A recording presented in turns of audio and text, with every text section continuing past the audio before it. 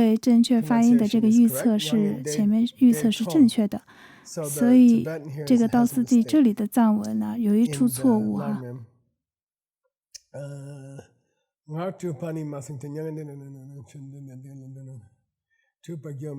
它这里还有一句寄颂，我想大家应该会喜欢的，所以呢，这是你们所有人非常努力保护经典的这个好处，特别是黄金俱乐部、翡翠俱乐部帮助和支持 John Brady 的项目，这是非常非常伟大的工作。因为这个项目呢，我就可以很容易的找到相应的根本密序，在这篇引文的基础上再给大家一些甜点。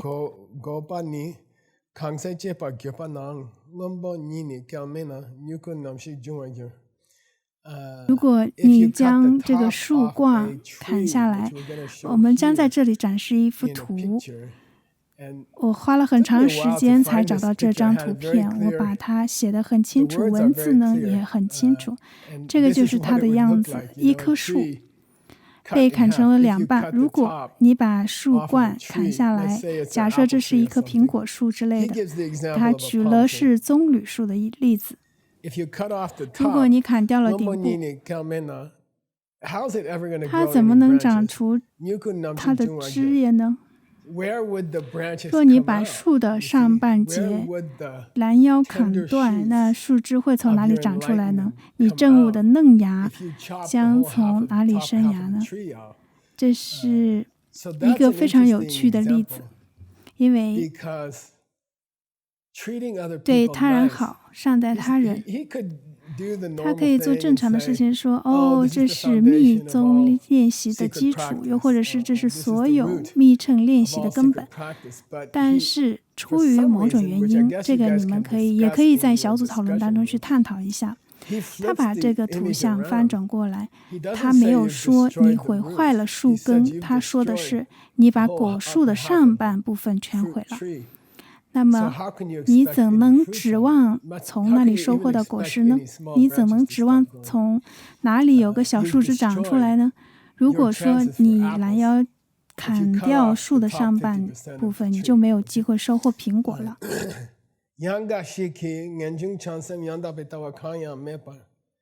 有些人尝试在没有山主要道的情况下去修行。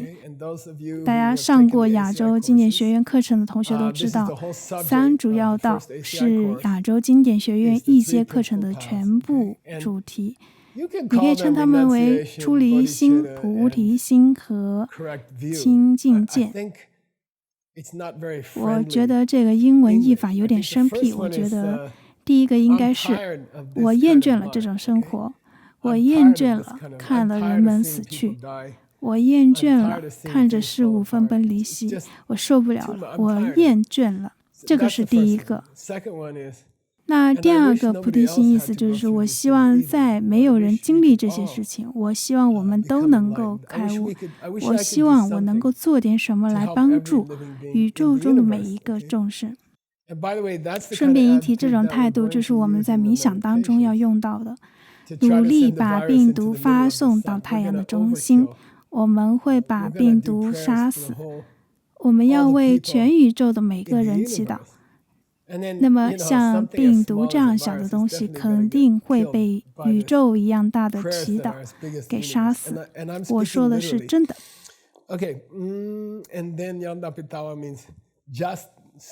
央达贝达瓦意思就是说，只要看到厨房里那个让你生气的老公根本不在那里。我认为这是对出离心、菩提心和空性见最贴切、最确切的表达方式。或者你也可以说，我厌倦了这一切，也厌倦了看见我的朋友们受苦。这一切都是来源于疯狂的相信那个压根不存在那里的人。我想要修正这个问题。那接着他说 Mayba 在这里的第二行意思就是说，有些人从来没有听说过这三种态度，也就是佛教的这三主要道，他们从来没有接触过。他们试着去做这种冥想，这是一种错误的冥想，也就是你只观察自己的心，你不去观察那个认为老公来自于他自身的这种想法，你不去观察这些想法的迹象，而只观察你的心是在思考。这是一种冥想，是错误的冥想。你只坐在那里看着自己的心是在思考。你在那里会待多久呢？ Misa Kyawa 意思是人们浪费了自己的一生，花费了数年的时间盯着一堵墙，或者是努力去想心实为空，诸如此类的。他说这种努力完全是徒劳的。Somba 的意思是努力，那 Dome 意思是无意义，没有任何意义。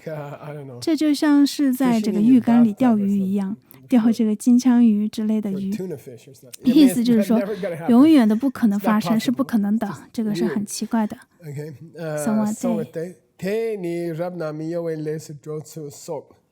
我们的上师将上述的内容重述了一遍，可能是在讲有关狮子舞冥想。他说，你看，如果你只做狮子舞冥想的前8层，你所能做的也就是只是汇聚某种业力，这里叫做不动业。那你叫它什么来着？它没有办法就是转向，不可转向的业力就是不动业。这意味着如果你收集了这种业力，通常你会出生在色界或无色界，你会在那里待很长时间，不断虚度光阴，接着就堕落到地狱道。所以他说，你看，他浪费了你一生，也浪费了此后的许多世生命，浪费了许多劫生时间。然后 Kyakshe意思就是我们的上师最后做了总结，他开始做总结。我们学完了这个原文本的1天的开始，这可是件大事啊！最初的这些教授总共是24天开示，帕本卡仁波切做了24天的教授。我们会在本次的道次第学习中做类似的安排。我说的是这个月。我们的教学时间共计是24天。我们大概10年前开始了这个道次第系列的学习。我们是从最后2天的这开示教授开始的，从23天和24天的这个教授开始，因为这2天讲的是关于如何冥想，如何直见空性，所以我们觉得从这2天的内容开始会很酷。接着我们就从头开始学习道次第。我刚才停下来给大家做了一个进度的报告。我们现在本应该要讲第16天的内容，但实际上其实我们已经多讲了后面2天的内容，所以现在我们开始讲第19天。现在我们所以在第19、20、21、22天，我们还剩6天的内容，而我们已经完成了18天，大概完成了70%到75%，这很酷。我想或许我们还需要2-3年的时间。我答应过给你们一些甜点。我们将会学点宗喀巴大师所写的伟大的道次第，阅读他写的有关圣摩他和毗婆舍那的部分，如何进入深度的空性冥想。在藏文 Minchudupa 在第16天的教授，你们很幸运，这个习俗没有传到西方。之前没有传渡到西方，那这个叫做 Chipsa， 意思就是像是在讲道次第之前，老师会说，每个人都要记住道次第的大纲。除非你记住道次第大纲，否则是不能进入这个房间的。那我的老师曾经呢，就用密乘戒和菩萨戒来做筛选，除非我们能够背诵出来，否则他就不让我们进教室。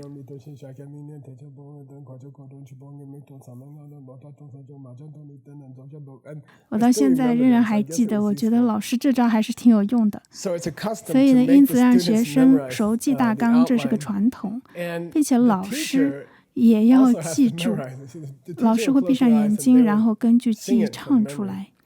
接着呢，学生所有的观众都会应和。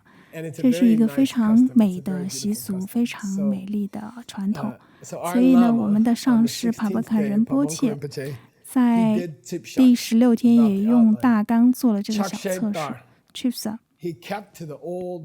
他依循了古老的体系、古老的风俗习惯，他按照老的方式，这也是很好的教学方式开始教学。然后他说道，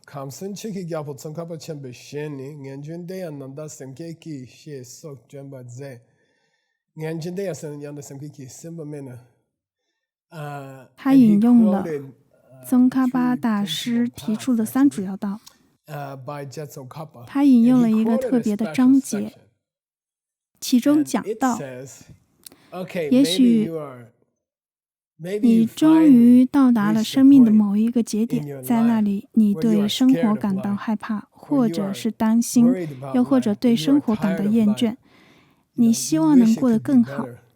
我认为病毒正在帮助我们所有人到达那里。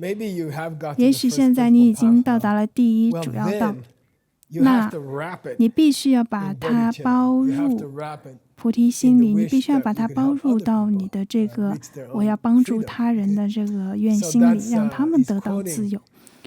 所以他引用这句话作为课程的开始，作为一天的开始。在上师做了 Chiksha 之后，他会引用一段著名的经文，这将适用于当天的教授。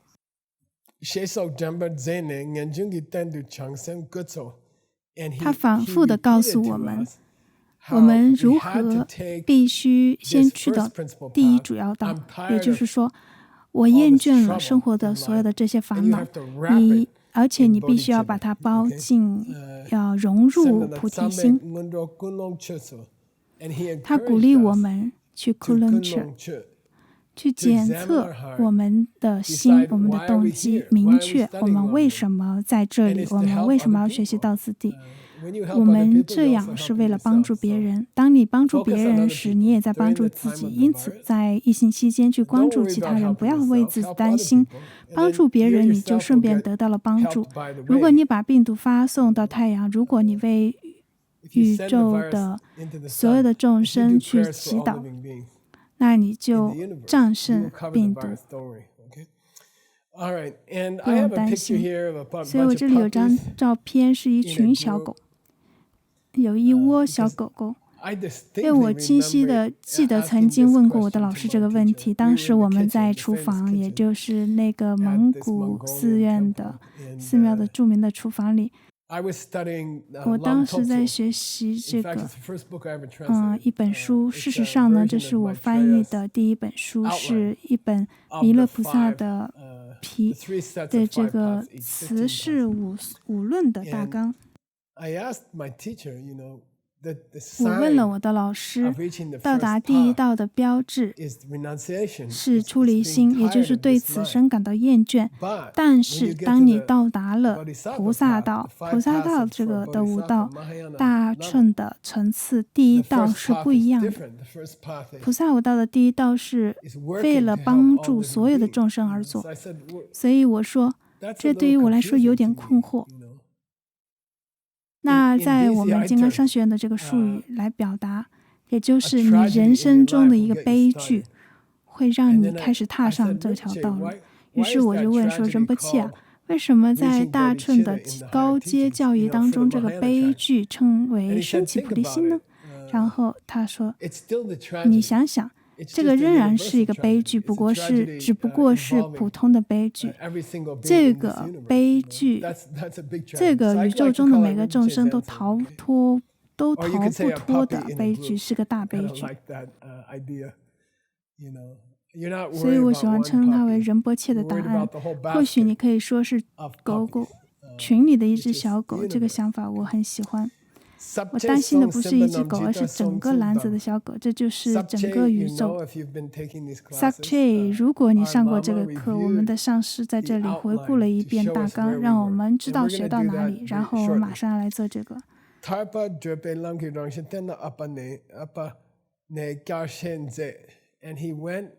他回顾了通往涅槃之道的这个台阶过程，再一次讲到了通往个人的涅槃。他简单的回顾了一遍，主要就是3种训练以及生命之轮。然后呢，上师已经完成了这个热身，观众也完成了热身。我认为上师们做这些介绍是因为可能当时有几千个这个养牦牛的牧民进入房间时，他们可能总是会迟到。当时整个藏地也没有钟表，所以上师们会讲一些别的东西，先讲一些其他东西。是什么让我一遍又一遍地做同样的事情呢？我为什么会在生命当中不断地经历这些巨大的循环？例如，我认识某个人，交往了一段时间，然后这段时间又变得乏味，然后分手了，难过了一段时间，然后又遇到另一个人之后，为什么要经历这么大的这些轮回呢？是业力迫使你进入那些巨大的轮回。而是我的负面情绪，就是烦恼触发了那些业力。而是什么引发了所有的负面情绪呢？是我认为老公来自他自身这种想法引发负面情绪的原因，除此之外别无其他。除了认为事情是从他们自身而来的，你找不到其他原因来解释我们的痛苦。如果你想要除掉、根除你这一生所经历的所有不幸的根源，你必须根除认为事情是这样来的，认为事物是从他们自身而来的想法。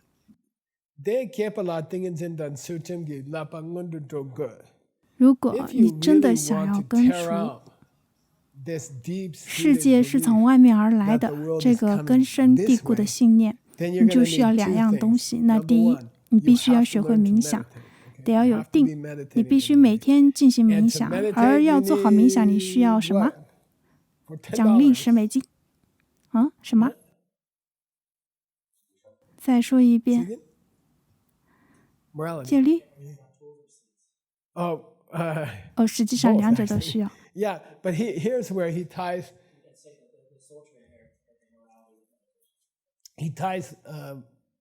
因为他用导师的方法道明其中的因果关系，对吧？他在这里说，如果你想要升起慧，你就需要去定，你就需要冥想；而如果你想要做冥想有定的话，你就需要善待他人，就需要有戒。否则，如果你烦扰了别人的意识，你怎能够坐得下来，让自己意识平静呢？业力不是这样子运作的，因此一切的基础是粗持，也就是善待他人，也就是戒。有时候“系”这个词是指基础，那后面有一个“ma”，因为“ma” 这个藏文可以是否定的，那同时它也可以是什么意思呢？是妈妈的意思。有时候他会把它和基础这个词放在一起，比如说是像什么母性的这个基础之类的。有人把它翻译成否定的或阴性的，那这样译就会有麻烦。不是马印，是西马印。所以呢，好，最后帕本卡仁波切非常巧妙的就结束了这一个章节。用了一个难以置信的一个画面和图像，我要给大家看一张2个人的一个图像。2个人相互了解，有人在办公室把一个人介绍给另一个人。这个介绍的人他就说：“来见一下，认识一下我的这个朋友某某啊，他给你讲一个商业计划。”然后另一个人就说：“好好啊，说来听一下。”有一首歌叫做《逐渐了解你》，歌词大概的意思就是我不太了解你，然后我试着去了解你，现在我了解你并喜欢上了你，所以这个歌名就叫《逐渐了解你》。当你试图去对峙你的负面情绪时，这里的 den 的意思是对峙的意思。他这里说到，这里很有趣。法本卡仁波切他说，我来教你一个窍诀。我现在可以想象他当时身子就往前倾，别忘了他当时在没有麦克风的情况下，对着台下几千人在讲话，讲了大概8小时，简直是难以置信的。我甚至可以看到他当时身子前倾，轻声低语，就像这样子。他说：“哎呀，我告诉你一个秘密。”什么秘密啊？他说，我要教你们如何改掉坏习惯，不好的意识习惯。好，来教我们吧。他说好。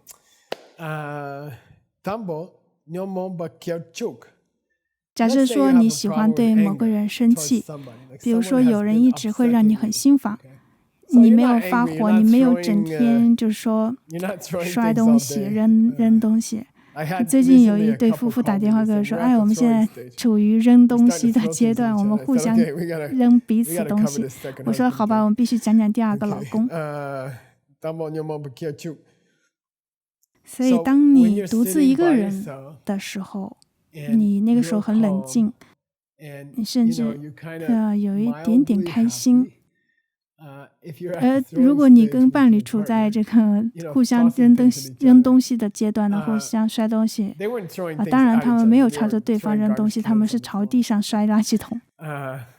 不管怎么样哈，你如果那个时候闭上眼睛，尝试去重现当时的情景，所以闭上眼睛，这个人走进你的房间，他开始说一些话，非常非常的令你受伤，真的非常伤你的心。那你试着重现当时的情景，当你平静地坐在沙发上，闭上眼睛，想象你的丈夫走进来，开始指责你做了些什么之类的，只是这样。Get true 的意思就是看看你是否不能升起那一种情绪，人为的让那种情绪现前，看看你是否只是想到你的先生而让自己心烦意乱。那这是个很有趣神奇的窍诀。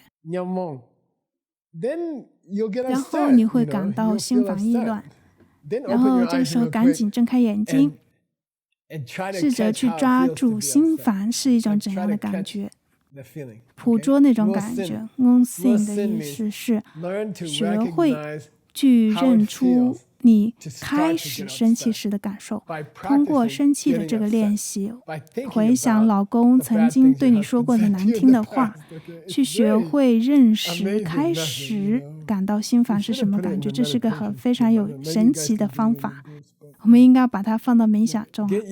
也许你们可以在小组讨论当中去做，也就是说习惯于识别开始变得心烦是什么样的感觉，在你的心里通过做心烦冥想去识别，这个非常酷。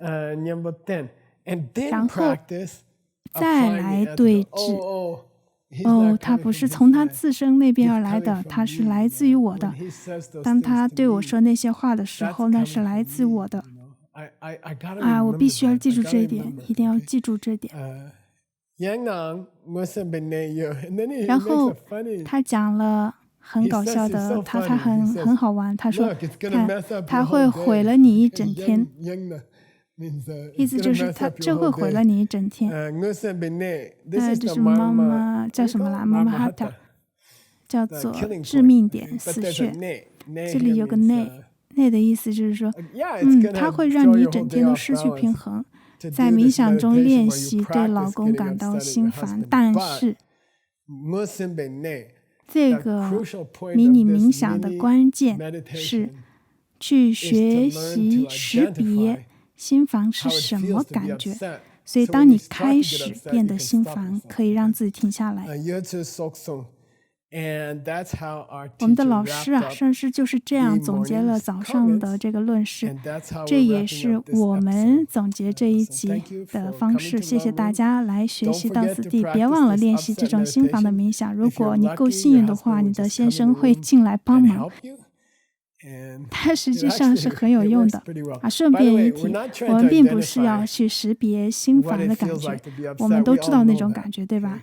我们是试着学会识别开始心烦的感觉，因为只有那一刻你才能够阻止它。一旦你变得心烦意乱，几乎就没有办法停止了。所以我们能学会识别变得心烦的最初几分钟，那我们就能做点什么了。我们可以运用智慧。好，很酷。好，我们第9集见。